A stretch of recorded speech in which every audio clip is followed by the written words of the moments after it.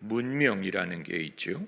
황하 문명, 인더스 문명, 나일강 문명. 좀 더 구체적으로 우리가 속하고 지향하는 문명은 의외로 서구 문명입니다.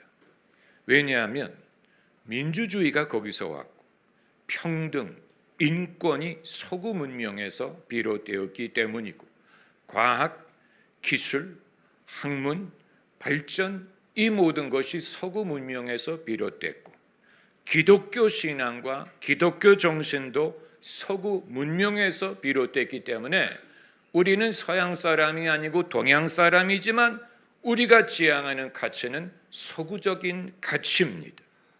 그 예로 우리 이웃에 있는 북한에 가서 살기를 원하지 않는 이유, 중국에 가서 살고 싶지 않은 이유, 또 파키스탄에 가서 살고 싶지 않고 이란에 가서 살고 싶지 않은 이유는 그들은 서구 문명을 수용하지 않고 다른 가치를 쫓기 때문에 거기에 어떤 자유라든가 가능성이라든가 열린 사회가 없다는 것을 알기 때문입니다.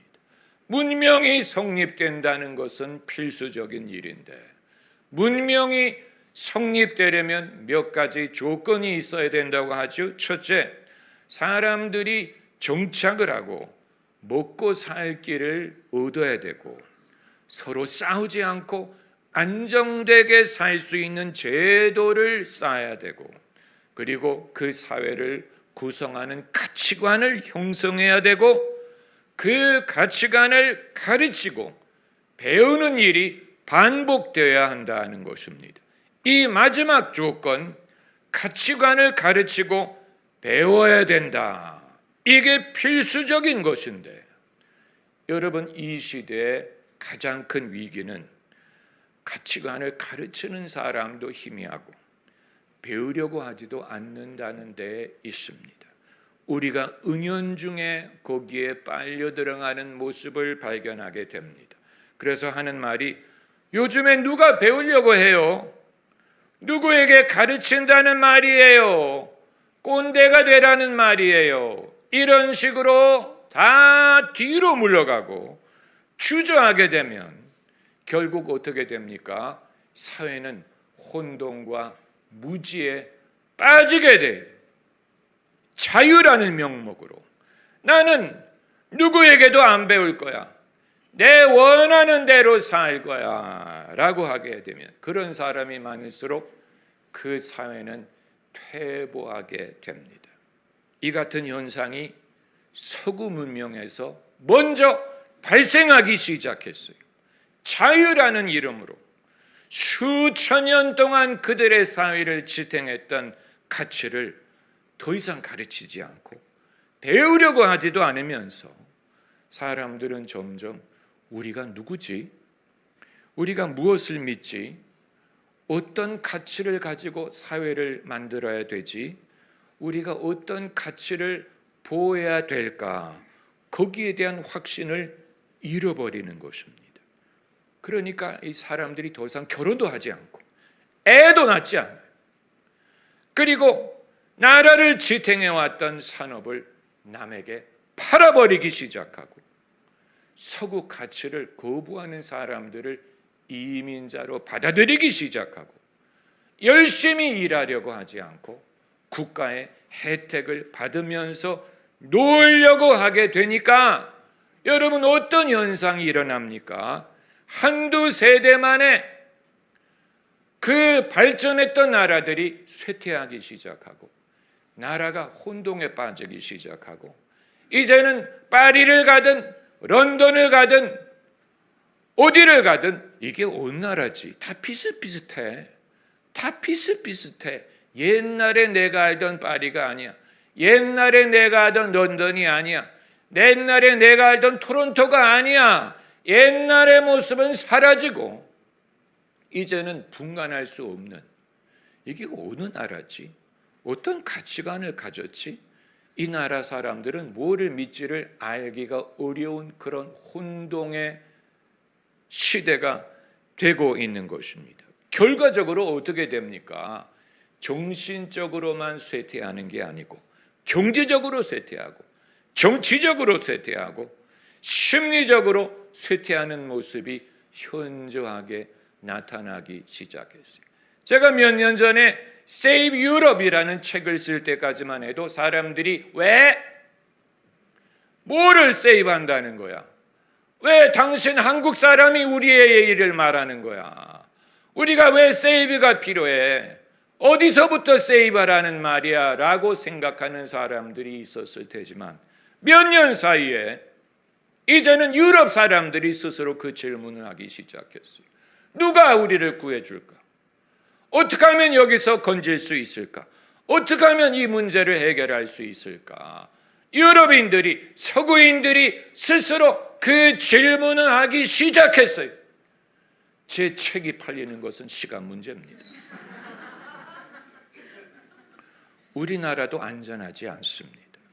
제가 보기에 우리나라의 가장 큰 문제는 정신적인 가치를 가르치는 어른들이 실종됐다는 것이고, 교사들도 가르치지 않고 젊은이들도 배우려고 하지 않는다는 사실이에요. 그나마 가르치는 장소는 교회인데 교회가 왜 가르쳐야 되는지, 무엇을 가르쳐야 되는지를 잘 알지 못하고 있습니다. 그래서 교회 예배가 엔터테인먼트화되고 공연장이 되고 콘서트가 되고 사람들을 모이기 위한 것인지, 뭘 가르치고 왜 가르치고 가르치면 어떤 변화가 일어날 것인지에 대한 확신을 가진 것 같지 않아요. 우리가 정신적인 가치가 없는 가운데 아무리 인공지능을 발전시키고 반도체를 만들고 K-팝을 하고 K-문화를 한다고 하더라도 흉내내는 것뿐이지 거기에 동기를 불러일으킬 만한 힘이 없는 거예요. 동기는 어디서 오느냐? 하나님의 말씀에서 옵니다. 동기는 하나님의 말씀에서 옵니다. 태초로 거슬러 올라가야 됩니다. 창세기 1장에 하나님이 인간을 처음 만드셨을 때 그때 상황으로 거슬러 올라가야 됩니다. 사람은 짐승이 아니고 사람은 못난 존재가 아니고 비록 죄인이지만 그럼에도 불구하고 하나님의 형상으로 지음을 받은 존재예요. 사람은 귀중한 존재고 생명은 귀중한 것이고 우리 중에 어느 누구도 하찮은 존재는 없습니다. 남들이 나에게 뭐라고 말하든 심지어 부모님이 나에게 뭐라고 말하든 나의 가치를 정하시는 분은 하나님이 나를 만드셨어요. 내가 키가 크든 작든 남자든 여자든 어떻게 생겼든 내 재능이 무엇이든 하나님이 만드셨다는데 나의 가장 근본적인 가치가 있는 것입니다. 나에 대하여 이것을 믿고 자식에 대하여 이것을 믿고 가족에 대하여 믿고 서로에 대해서 믿기 전에는 내가 저 사람을 왜 믿어야 될까? 내가 저 사람을 왜 기다려야 될까? 저 사람 안에 어떤 선한 것이 있을까를 알 도리가 없는 거예요. 하나님이 지으셨기 때문에 하나님의 형상이 있고 하나님이 만드신 모든 것이 선하니 할렐루야. 왜 우리는 그 구절을 읽을 때 사람을 제외하고 읽는지 알 수가 없어요. 하나님이 만드신 모든 것이 선하다라고 할 때 사람을 제외하고 읽어요.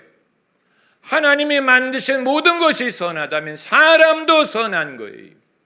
이웃이든 못마땅해 보이는 사람, 답답해 보이는 사람, 어떤 종류의 사람이든 하나님이 만드신 모든 사람은 선합니다. 감사함으로 받으면 버릴 것이 없나니 기도와 말씀으로 거룩하여 지느니라. 그러므로 여러분의 배우자가 더러워 보입니까? 기도와 말씀을 하세요. 그러면 거룩하게 될 줄을 믿으세요. 네. 여러분, 하나님이 만드신 모든 것이 선하니 하나님을 믿으니까 그 가치를 믿을 수 있게 되는 것입니다. 여러분, 많은 사람들이 기독교 신앙을 말할 때 제가 1000번도 더 말씀드렸을 거예요.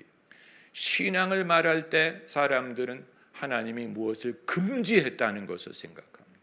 술, 담배, 이런 것 저런 것 금지. 오늘 성경 본문을 읽어보세요.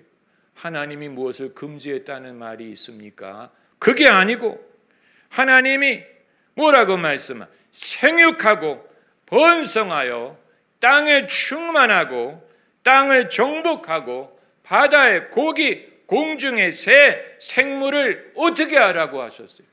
다스리라고 하셨어요. 그리고 온 지면에 씨 맺는 모든 채소와 씨 가진 열매 맺는 모든 나무를 너에게 준다. 여기 금지했다는 말이 있습니까?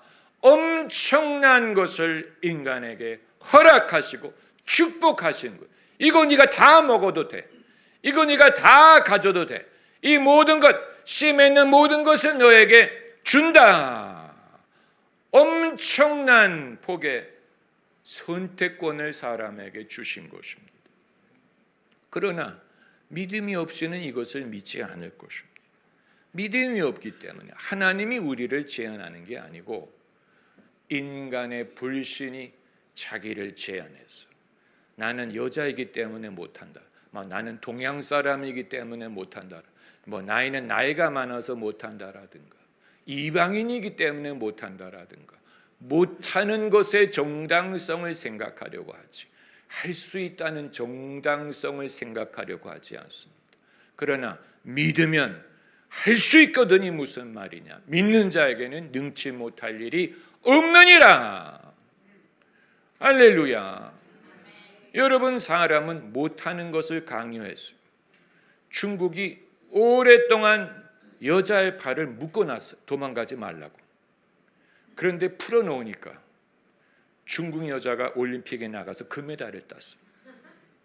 풀어놓으니까 못할 것을 하나님이 말씀하시는 게 아니고 모든 걸 할 수 있다고 하셔. 모든 나무의 열매를 내가 너에게 줄 거야. 열매 맺는 과일을 준다. 그 말은 두고 다음 세대가 먹을 수 있게 한다는 얘기예요.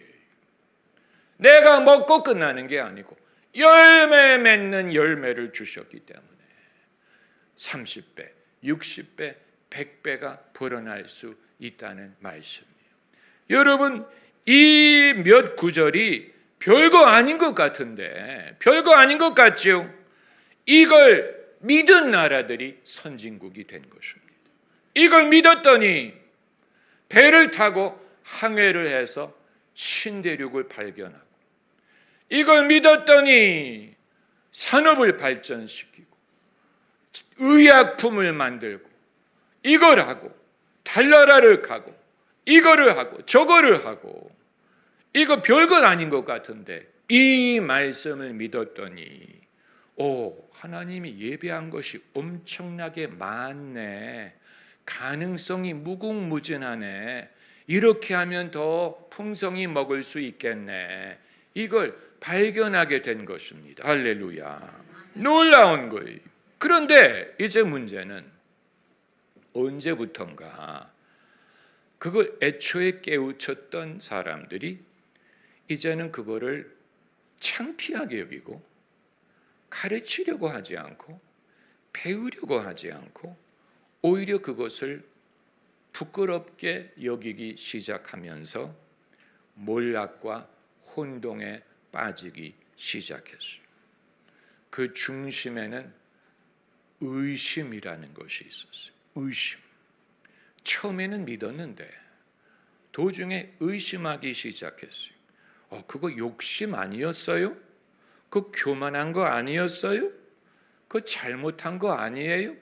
왜 배를 타고 남의 나라에 가서 그 나라를 식민지한 거예요? 왜 남의 나라에서 금을 파고 기름을 파고 왜 그렇게 한 거예요? 그 욕심 아니에요? 죄 아니에요? 이러면서 의심에 빠지기 시작하면서 과거를 창피하게 여기기 시작하면서 점점 혼돈과 무력함에 빠지기 시작합니다.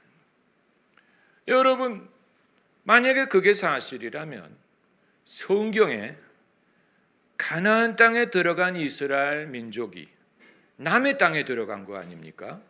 가나안의 7 족속의 땅에 들어가 그 땅을 얻었기 때문에 남의 소유의 땅에 들어가 뺏은 것이니, 만약에 서구 문명이 가진 의심대로 생각을 하면 히브리 백성이 그 땅을 돌려줘야 돼. 이거 남의 땅에 들어간 거 아니야. 이거 기르가스족, 여부스족 남의 땅에 들어간 거 아니야. 잘못된 거 아니야. 돌려줘야 돼. 그러면 히브리 백성은 가나안 땅에서 나와서 광야로 되돌아간다는 얘기입니까? 애굽으로 되돌아간다는 얘기예요. 하나님의 약속은 어떻게 되는 것입니까? 젖과 꿀이 흐르는 땅은 어떻게 되는 것입니까? 그들의 후손은 어떻게 된다는 얘기입니까? 여러분, 믿음을 떠나서 인간적인 생각에 빠지게 되면 모든 것이 흔들리게 되는, 내가 약속을 제대로 믿었나? 그게 하나님의 뜻이 맞았나? 내가 병이 나은 것이 진짠가? 하나님이 약속하신 것이 진짠가? 모든 것이 흔들리면서 이제는 자기가 했던 것조차도, 얻었던 것조차도, 이미 가졌던 것조차도 의심하게 되는 문제가 발생하게 되는 것입니다. 여러분, 우리는 그런 회의에 들어가면 안 됩니다. 할렐루야. 그것을 방지할 수 있는 유일한 길은 하나님의 말씀에 대한 믿음밖에 없고, 그것을 가르치고 배워야 됩니다. 가르치는 부모들 많아요. 그런데 왜 가르치는지 모르고 가르칩니다. 뭐를 가르치는, 성경을 자식들에게 가르치는 부모 제가 많이 봤어요. 자기 전에 교재 갔다가 성경 가르치고 정말 자식에게 믿음을 물려주기 위하여 가르치는 사람들을 많이 봤는데, 뭐를 믿어야 될 것인지 여기에 대한 확신이 없이 그냥 이론만을 가르치는 사람들이 많습니다. 내가 먼저 믿어야 됩니다. 이 땅을 하나님이 내게 주셨어. 나와 내 후손에게 주셨어. 하나님이 이런 복을 약속하셨어. 오늘 본문 28절에 하나님이 최초로 하신 말씀이 그들을 축복하셨다. 할렐루야. 축복하시고 뭐라고 말했습니까? 그들에게 복을 주시며, 하나님이 최초로 인간에게 하신 일은 복을 주신 일. 우리는 이것부터 믿어야 됩니다. 하나님이 우리에게 복을 주실 것이다. 나와 내 후손에게 복을 주실 것이다. 여러분이 반응이 없는 이유는 이 믿음이 벌써 오래전부터 흔들렸기 때문에, 여러분의 믿음이 흔들리는 것을 아무도 막지를 않은 것입니다. 왜냐하면 우리 자신이 여기에 대한 확신을 갖기가 어렵기 때문에. 욕심 아니야? 이거 욕심이야? 이거 정욕으로 구하는 것 아니야? 이기적인 것 아니야? 여러분, 만약에 다윗이 이 확신이 없으면 골리앗과 싸우러 나가려고 하지 않을 것이고, 싸우려고 나가더라도 져줬을 거예요. 이기는 건 그건 나쁜 거야. 남에게 왜 돌을 던져? 물맷돌을 왜 남의 이마에 던져? 그건 나쁜 거야. 다윗이 흔들리면 싸우려고 나가지도 않았을 것이고, 이기려고 하지도 않았을 것이고, 이스라엘은 패배했을 것이고 그 땅을 잃어버렸을 것입니다. 이 모든 것은 하나님의 약속에 정면으로 반박하는 것이 됐습니다. 믿음을 좀먹는 위험이 이처럼 있다는 사실을 우리가 알기를 원하는 것입니다. 그렇기 때문에 우리 자신이 이것을 믿어야 됩니다. 하나님은 우리에게 많은 것, 여러분, 믿음을 가르친다고 해서 다 성직자가 되라는 말이 아니에요. 잘 들으세요. 오늘 본문에 하나님이 맡기신 일이 다양한 분야, 엄청나게 넓은 분야의 일을 맡기셨잖아요. 공중의 새, 들의 짐승, 육축, 바다의 물고기, 이것을 다스리고 번성해라. 이 모든 것을 맡기신 것이 아닙니까? 할렐루야. 이게 성직이에요. 하나님이 맡기신 일이면 다 성직이지. 성직자가 돼야만 성직을 하는 게 아니고, 하나님이 인간에게 맡기신 이 모든 델리게이션한 일, 일임한 일, 이게 다 하나님으로부터 비롯된 거예요. 이게 다 하나님이 맡기신 일이, 이 일을 한다면 다 하나님의 종이에요. 다 하나님을 섬기는 사람, 믿는 사람이. 여러분이 하는 일에 대하여 확신을 가질 이유가 여기에 있는 거예요. 이거 하나님이 주신 일이야. 애초부터 하나님이 명하신 거야. 여기에 대한 믿음을 가져야 됩니다. 여기에 대한 믿음을 가지면 그 다음에 주신 약속을 이룰 수 있게 되는, 내가 너에게 온 땅의 모든 야채와 모든 나무를 식물로 주었노니, 이 모든 것을 우리가 얻을 수 있다는 얘기, 이 모든 것을 우리가 가질 수 있다는 얘기예요. 하나님이 주신 거예요. 이건 내 욕심으로 취하는 게 아니고 하나님이 주신 거예요. 내가 너에게 주었다고 했어요. 이걸 가지는 것이 마치 불신이라든가 욕심에 의한 것이 아니고, 이건 하나님이 주신 거예요. 약속하신 거예요. 씨 맺는 열매를 다 식물로 주셨어. 할렐루야. 여러분, 우리가 얼마나 옛날의 중국처럼 믿음의 발을 싸매고 있었는지 느껴지지요. 내가 내 발을 조아매고 있었네. 내 발을 싸매고 있었네. 제대로 걷지도 못했네. 이제 내가 하나님의 말씀을 읽고 묶어놨던 발을 풀어줘야 되겠네. 그래서 내가 걷기도 하고 뛰기도 하고 하나님을 찬양하겠네. 여러분, 믿음이 아니면 우리의 묶어놨던 발을 풀 길이 없어요. 믿음을 부끄러워하면 안 됩니다. 내가 복음을 부끄러워하지 아니하노니 이는 모든 믿는 자에게 구원을 주시는 하나님의 능력이 됨이니라.